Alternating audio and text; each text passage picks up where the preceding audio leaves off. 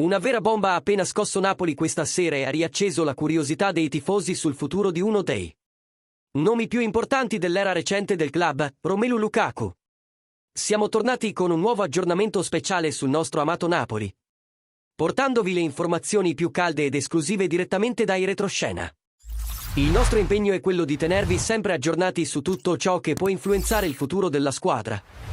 Quindi lasciate subito un like al video e iscrivetevi al canale, perché stanno arrivando tantissime novità. Direttamente dal Belgio arrivano dichiarazioni che stanno facendo molto rumore. Il giornalista Gert Lambaerts, profondo conoscitore della carriera di Lukaku, ha rivelato in un'intervista a Radio Napoli Centrale dettagli sullo stato fisico, i piani di recupero e, soprattutto, il futuro dell'attaccante belga. Secondo lui, il giocatore dovrebbe tornare in campo a dicembre, ancora in questa stagione, e ha già un piano ben definito per ciò che verrà dopo. Un piano che prevede solo un'altra stagione con la maglia del Napoli.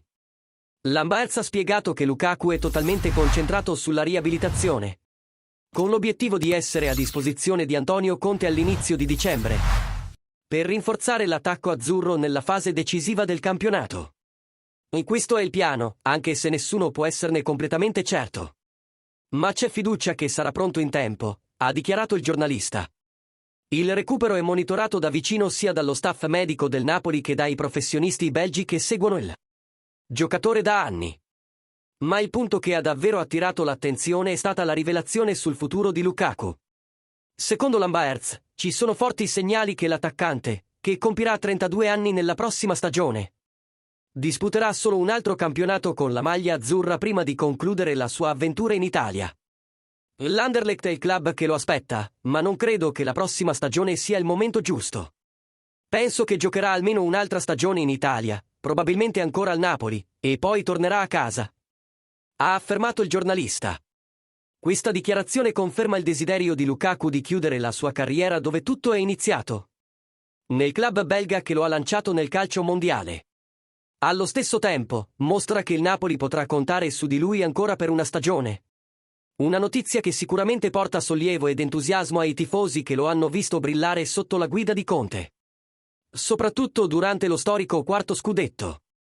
Il giornalista ha parlato anche dell'altro belga della squadra, Kevin De Bruyne, sottolineando il temperamento competitivo del campione e le sue recenti discussioni con Conte.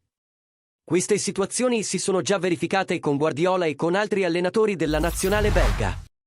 De Bruyne è un giocatore che vuole sempre restare in campo, e questo spirito è ciò che lo rende speciale. La combinazione Lukaku-De Bruyne ha trasformato il Napoli in una delle squadre più mediatiche e rispettate d'Europa. Tuttavia, il ciclo di alcuni protagonisti sembra avvicinarsi alla fine. Mentre De Laurentiis e Manna iniziano già a pianificare il futuro con giovani talenti come Djloun Mainu, preparando una transizione graduale verso il prossimo capitolo di questa era d'oro. E adesso, tifosi del Napoli, cosa ne pensate di questa rivelazione?